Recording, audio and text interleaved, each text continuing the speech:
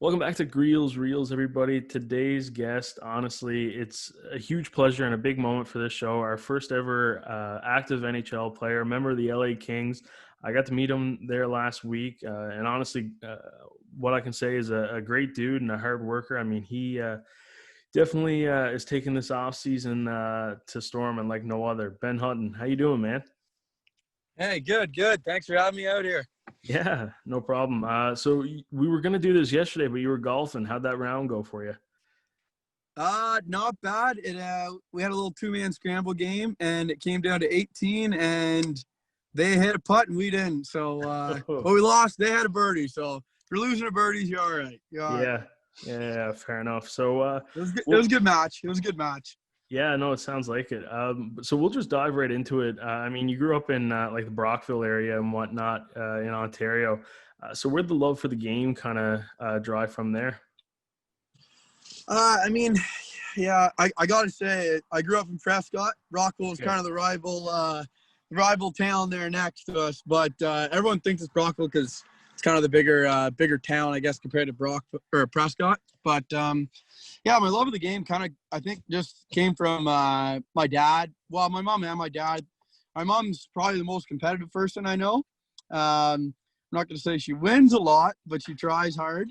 And of course, my dad, he grew up playing all sorts of sports, soccer, basketball, hockey, of course. So I think at a young age, my dad really got me into sports, and I've loved it ever since. Yeah, no, yeah, my bad on the Prescott Brockville No, mix-up. it's I all know. good. It, You're not the first one. And yeah, it's you a probably won't be the last. it's a common thing I know. Like just with Newfoundland, right? Like towns get because there's so many different towns so close to each other, they all kind of get wrapped into each other. And actually, as Yeah. I was looking at a few things, and we'll chat about your time in the CCHL now. I actually noticed one of your old teammates on the Nepean Raiders, Kenneth Neal. So Kenneth is actually from my hometown, which I found pretty cool. I played a few years of minor hockey with his younger brother, so I kind of found it And funny how I uncovered that common like the mutual friends or whatnot. But yeah, so playing in the CCHL, what was that like?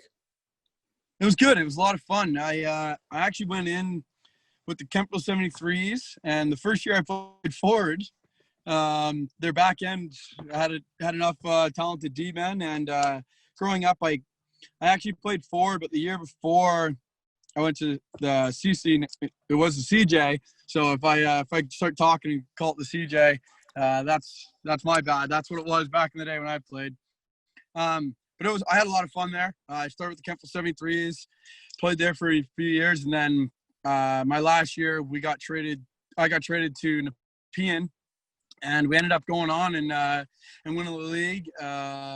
Finally beat the Pembroke Lumber Kings, who were on a hot streak there. I think they had 3 in a row when we defeated them, and it was a lot of fun. I enjoyed my time there, and it's what's really set me up to get my scholarship after that. So I had a lot of fun there. Met a lot of friends I'm still in contact with, like Kenny. I actually saw him last year down in Prescott. Randomly enough, he was down a nice house on the water there. He was putting in windows, and I was just driving by, and I was like, I know this guy, and it was Kenny, sure enough. So it was nice to see him. Yeah, no. So I kind of I don't think I've actually ever met Kenny in person, but I know just growing up in the same town when I was a reporter for the Packet, like the local newspaper. I know I did a story on him one time there, but yeah, no, I got to play with his younger brother there, and I mean it was a lot of fun. He was a great dude and stuff like that. So I'm curious, what was Kenny like playing with? He was awesome. He was actually one of our best forwards at the time, and I think the line was it Cowie, Kenny Neal, and McLean, and they were I'm not because I got traded to their line or to their team, but I used to have to play and match up against them, and it wasn't fun. They're a very talented line, and then once we got to play with them, I was loving it even more. But I actually billeted right beside Kenny, so I was his neighbor. So me, him, and Brandon Watt were like the 3 best friends, and we did everything from burying each other's cars in the middle of winter to just playing ball hockey in our little cul-de-sac there. It was a lot of fun. I became pretty close friends with both of them. So it was good. Kenny's an awesome guy, and out east they obviously know what they're doing out there. That's awesome. Have you made it out to Newfoundland to visit them yet or whatnot? No, I haven't. I've only ever been out east one time. It was when I was younger to PEI for a hockey tournament. I was supposed to go this year for a wedding to Newfoundland, but it didn't obviously with COVID and everything. It had to get canceled. So next year. Yeah. No. Okay. That'll be exciting. You'll Yeah. have to send me a text before you take off, and I'll send you some. I'm sure whoever's wedding you're going to, they'll have ways to keep you busy. But I'll give you a few spots that you should check out for sure. Couple hot spots. Can never go wrong with that. Yeah. So yeah, you mentioned how you got your scholarship there, and you ended up kind of taking the NCAA route with the University of Maine. Just bring me through like the process of making that decision and picking a school, and eventually why you chose to go to Maine. Yeah, I mean it wasn't an easy decision. I was drafted to the Kingston Frontenacs, and really that's when I got my agent Andy Scott, and that's when we started. At that time, it's called advisor though, because I wasn't breaking any NCAA rules, but it really came down to choosing between major, junior, or NCAA. And I remember sitting down with him and my parents, and we put all the pros and all the cons, and just trying to figure out which was the best route for me. And I did want to go major, junior a little bit, but at the end of the day, I thought, if you're good enough, they'll find you anywhere. So I decided to go NCAA and get an academic scholarship and get a degree at the same time as playing hockey at a high level is something you can't do every day. So I decided to go that route. Mm-hmm. Would you study at Maine? Business management. Management. Yeah. Nice. It was I had a lot of fun at Maine. It was I still look back on those days and puts a grin on my face. So it was a lot of fun there. That's awesome. Take me through like the average week of being a Maine varsity athlete. Maine varsity athlete. Oh, okay. So I mean, for us, we would have you practice Monday to Thursday. Our days off are Sundays, and Monday, Wednesday, you would have and mind you, we only played on weekends. So you'd play the Friday, Saturday. So you get back, and whether you're on the road or not, the Sunday would be the day off. But the Monday would be a heavy lift. Tuesday, you skate and practice. And Wednesday would be more like agility, quickness in the gym. But the Monday, Tuesday practices almost sometimes felt harder than the games because there's no trades being happening. Like you're with the same group of guys for the whole year, no matter what. So guys are trying to earn their ice time and earn their spot in the lineup. So practices were a battle. Like guys would go at it hard. And then of course, in amongst that, you have your classes that you go to. For myself, I always try to get my classes out of the way as early as possible. Bit of an early riser, so I would get them out of the way as early as possible, go back, whether I have to do some homework or nap, and then head to the rink and it'd be practice. So, and then of course Friday, Saturday was the big tilts and the big games, so it was a lot of fun. Yeah. Any big moments that still kind of, I guess, really apparent in today's memory when you look back on those times? I remember one time. So I lived in a household with Devin Shore, Ryan Lomberg, and Matt Morris, and we played BC, who had like the Johnny Gaudreau and Kevin Hayes, and like they were a stacked team, and they came into the Alphon, which was Maine's home arena, and I had 2 goals. Lomberg had 2 goals, and Shorzy had a hat trick. So our household was pretty hot. And Matt Morris, he was a goalie at the time, and he wasn't getting played, but he did a funny thing where we had a celebration. One of us was selling, and it was like Lomberg, myself, and Shorzy were all celebrating together. So he took it out and he blew it up, and he didn't tell any of us. He blew it up, and he put himself in the stands and like put his head on one of like the fans and put like we came home one day after practice and it was just like in our living room and it was hanging there. So that was pretty funny. That was a funny moment, and I enjoyed that. I mean, obviously we had a couple good runs and a couple games and records that were broke, but when I look back and I think of like my buddies and all the fun we had, that was definitely a fun moment and a fun game for sure. Yeah, no, that sounds awesome.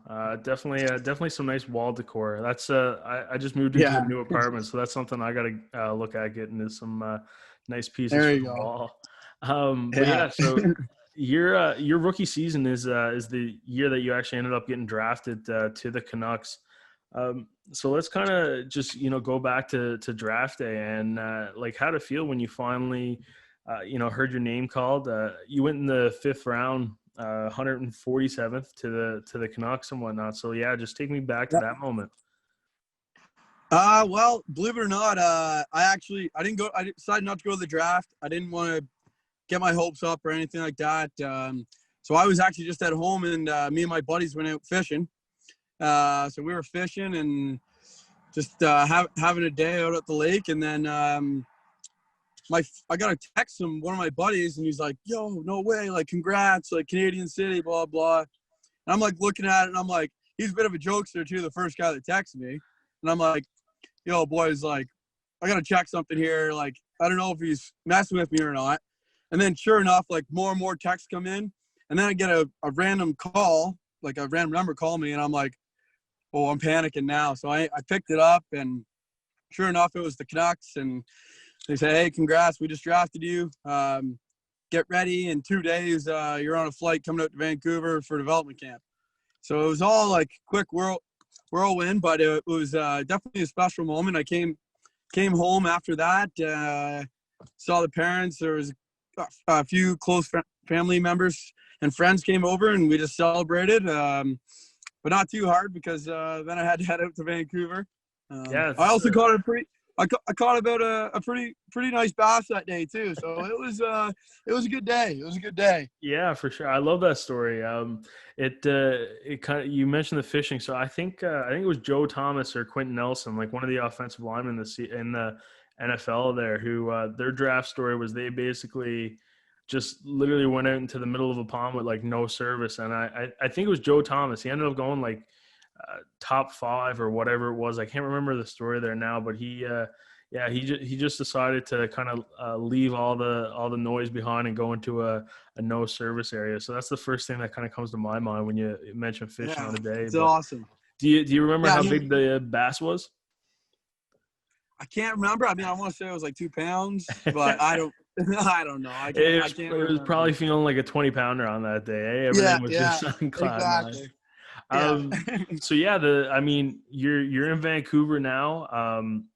You're in that organization. You're still, a couple seasons there at Maine and whatnot. So, like you said, it was a quick turnaround from, getting drafted 2 days. Now you're in development camp. How'd you handle that process so quickly? yeah. I mean, it was pretty hard. That was the summer that I was heading to Maine, so I hadn't actually played Maine. I got drafted out of Nepean, like when I was playing Nepean. So Yeah. when I got there, I remember like one of the first things was like, you try and meet and greet everyone, and one of the things you did was like everyone around the locker room was like, "Oh, where'd you play?" And it was, "Oh, I played Ottawa 67s. I played Niagara. I played like a bunch of OHL, WHL, NCAA schools." And I'm like, "Oh, like I played Nepean Raiders." Like, and everyone's kind of like, "Well, where is that?" Like, I'm like, "Oh, it's in Ottawa, blah, blah." So I at the time I was very nervous. I won't lie. I was very nervous. I didn't know anyone. I hadn't played with any of the OHL guys. I hadn't played with any of the NCAA guys or against them. So I was a little nervous, but I mean, then once you get on the ice, it kind of just, your game takes over and you get more and more comfortable. It was a very hard development camp too, because that was the year Tortorella was the coach there. And he I don't want to say he like what used us as test dummies, but we had some hard testing for sure. And it kind of opened my eyes. I was like, "Oh wow, like this is the NHL. Like this is what it takes. You have to be able to do this and that, and really it put in perspective on how hard it is to make the league, which made me come home and just work that much harder to try and earn a spot in the NHL or AHL or wherever I was going to land come when it came my time. Did you find So there was any sorry, did you find there was any like Sorry. added pressure then when you started playing with Maine that now you're like an NHL draft pick? a little bit. It was funny. So my first roommate was Devin Shore, who played for the Columbus. He started with Dallas. Now he plays for Columbus. But so he also was drafted to the NHL at the same time. And me and him were roommates, and we got into the elevator, and we happened to be with the football guy. And he's like, yo, you guys, because it was all athletes on the same floor. He's like, oh, you guys like hockey guys or whatever? And we're like, yeah. And he's like, oh, like, I heard like the hockey team got 2 guys that are drafted to the NHL already. Like, that should be awesome. We like both kind of look at each other and we're like, frig, like if he knows about it, like what does the rest of the school know? You know what I mean? Like, so I think there was a little added pressure, but honestly, it's hockey, right? I mean, whether you're a first rounder or a 7th rounder undrafted, like everyone's playing the same sport and everyone's going out there and battling for the same puck. So we just wanted to go out there and play the same game. And, I thought that for myself, I had a pretty good freshman year and career at Maine. So I was happy with how it all went down. Yeah. And so we'll dive into just like the little 4-game stint there that you had with Utica in the American League in your last season at Maine. How big of a factor do you think that played in terms of your development for next year making that jump as a regular on an NHL roster? Yeah, I think that was huge. That was my first taste of pro hockey, and it was right before playoffs. So that the 4 games that I played, so guys were trying to make playoff, or teams were trying to make playoffs. So it was like intense hockey, and I remember like a couple of my first shifts, like, A, the guys are a little bit bigger and stronger, and B, they're a little bit faster. So I got ran a couple times my very first shift, and I was like, okay, this is nice. This is a bit of a wake-up call. And I actually ended up scoring in my very first game too. So that was pretty cool and special moment. And it made me, I think, feel that much more comfortable in the next few games as well, which is fun. Yeah. So now, once you kind of made that jump the next season to be on an NHL roster, like you mentioned, you got that first goal out of the way pretty early in the AHL, but just the first kind of motions there, like your first game in the NHL, how do you like what's going through your head? How do you handle that? It was, I mean, so I went through the camp and they had me play almost every exhibition game. Cause I think they were really making me earn my spot, which I don't blame them. I don't think heading into camp, I don't think they had me slotted into a spot. So I knew that I had to go and earn that spot, which I did. I had a pretty good preseason, and I was on.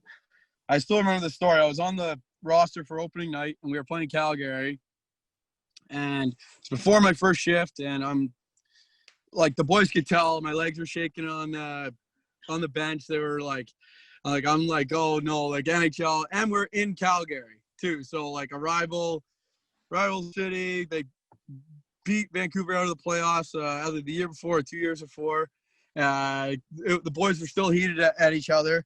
And I remember Dan Hamhughes turned at the time. He put his hand on my back, as the veteran he is. And he looked at me, he goes, what sport are we playing? I said, hockey. He said, yeah, okay, go play. And at that time, it kind of just like, because in my head, my mind was racing everywhere, right? But I'm like, you know what?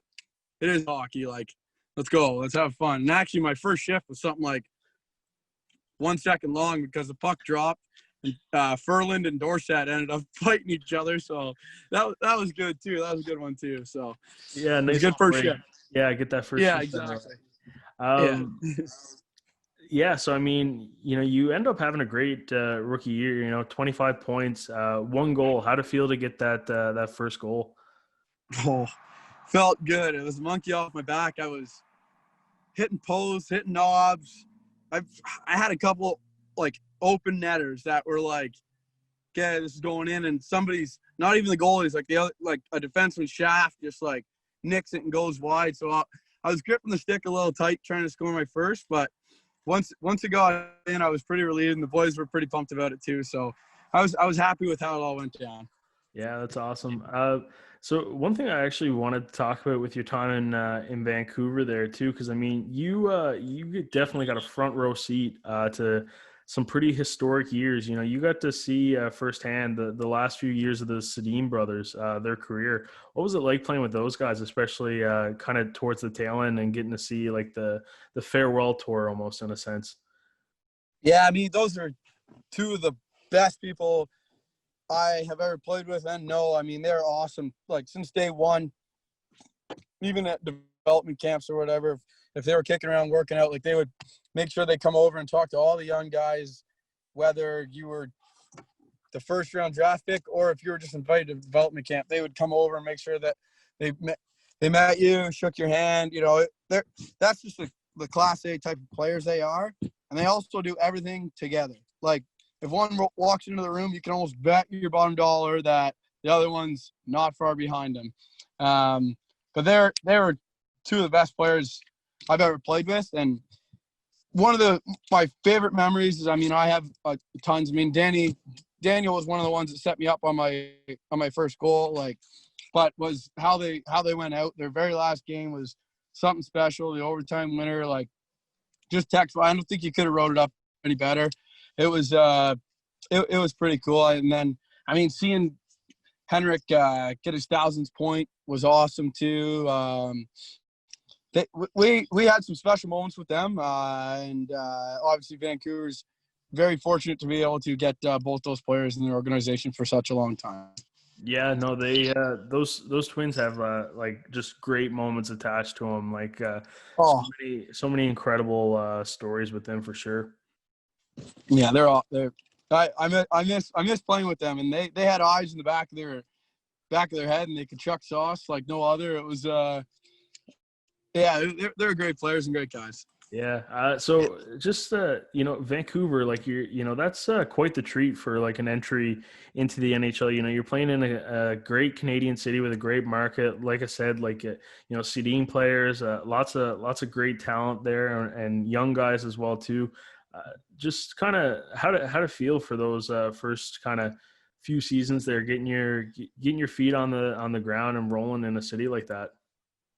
It was good. It was good. Yeah, the city is amazing city, amazing organization. I was very fortunate to be able to go into a city like that and be able to play. And it was awesome. I remember like one of my first weeks there, like I'm like FaceTiming like I am right now with my mom, and I'm just saying like, oh, like look at the city, it's so beautiful, blah blah. Like, and then all of a sudden like a couple people come up and like, hey Ben, like good luck this season. And my mom's like, oh, like who are your friends you met? And I'm like, Mom, this isn't Prescott. Like, not everyone knows everyone, but they're just hockey fans. Like they love their hockey here, so they know who the players are. So it was pretty cool. And I mean, you go to restaurants and people would, you know, they'd recognize you, and almost everywhere around the city you got recognized. You could really tell that they truly cared about their players, and the fans were awesome. So it was a good organization to definitely go into. Yeah, I got family in Abbotsford, so I've been fortunate enough to kind of be in Vancouver a few times, and I love the city. It's one of my favorites in Canada for sure. And it's kind of ironic because I mean Vancouver is very much almost nicknamed in the sense of like Canada's LA. So Yeah. which is you know ends up being your second destination in the NHL. I know when we were talking about it at Tony's, you know, you said the biggest change was now all of a sudden you're going to the rink in shorts and flip flops and whatnot. Flip-flops, yeah. Yeah. So tell me about being an LA King. You know, great city, great a lot of great sports organizations there. I'm a Dodgers fan myself in terms of baseball, so you know. Nice. No, yeah. I mean, it's LA. I mean, it's Yeah. you can get everything there. I mean, where our practice facility is, it's down in like the Manhattan Beach area. So, like you said, we would go to the rink in shorts and flip flops. After practice is done, we'd head down to play volleyball or spike ball or simply just cruise the pier or go grab a bite to eat down there. And the weather is perfect all year around. It doesn't rain much there. It's a pretty good spot to play. I mean, and then of course you have all the amazing sports teams there. I mean, I probably went to 8 basketball games when I could. And I mean, whether it's the Clippers or Lakers, or I went to a couple of Clippers versus Lakers game, like they're unreal. Like it was, and there's so many people there. There's so many fans. The one downfall is the traffic, for sure. For sure. You got to time it when you're going anywhere, and it doesn't take long to, head to Santa Monica or wherever. Like, it's a pretty cool state. I mean, the population of California is higher than all of Canada. So, I mean, you can get everything there that you want. It's, you're pretty fortunate to be able to play there. I was lucky to have played in Vancouver for so long. And then the next destination being LA was also just a treat. It was, I've been pretty lucky with the teams I've played for.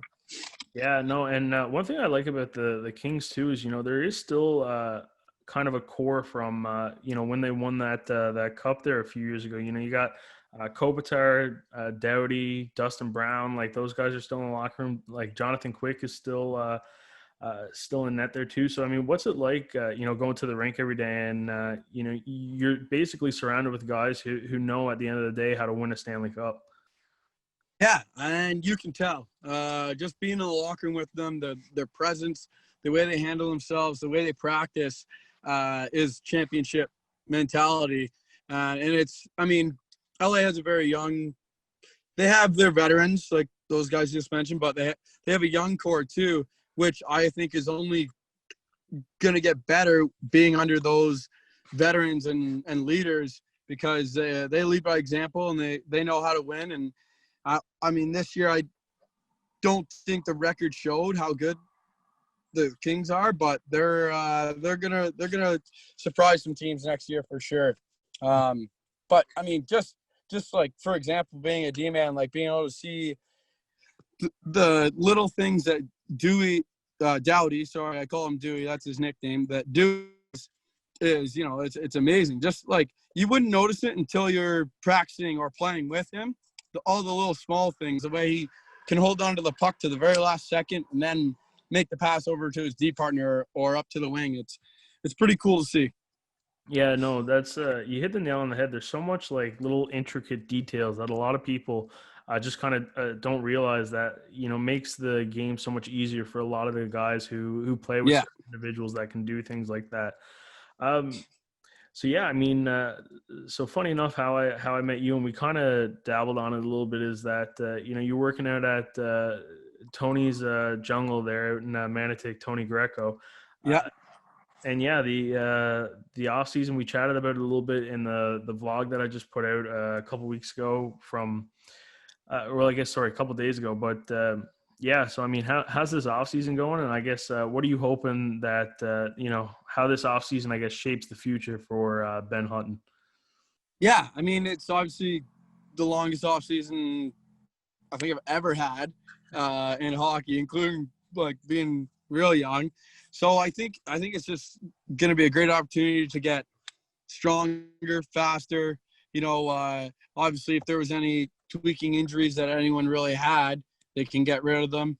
But I mean, we can be in the gym for so long, and I mean, anything that you need to work on. If you think you need to work on your first 3 steps, like you have so much time to do that. You know what I mean? So I think at the end of the day, with being such a long off season, like players like myself and others can take advantage of it and really hit next season rolling. So I think that's it's going to be awesome. Sorry, Mike. I was going to say, my dog's trying to jump in on the video call here. Yeah. Hey, what's his name? Scout, say hi. Oh, that's awesome. That's it's funny you got him there with you, because I think I just made that move back from Newfoundland. I think one of the hardest goodbyes was saying goodbye to Theodore, like the golden doodle that I got at the house. Yeah. Scout's wondering what we're doing. Post it up right now, but we'll get moving here soon, Scout. Don't worry. So yeah, one of the other things, one of the last things I wanted to chat about is, you got some international experience. You got to represent Canada at the World Championship there. Like, I mean, that's every kid's dream who played hockey, right? Is to represent their country. How to feel to, finally get that moment.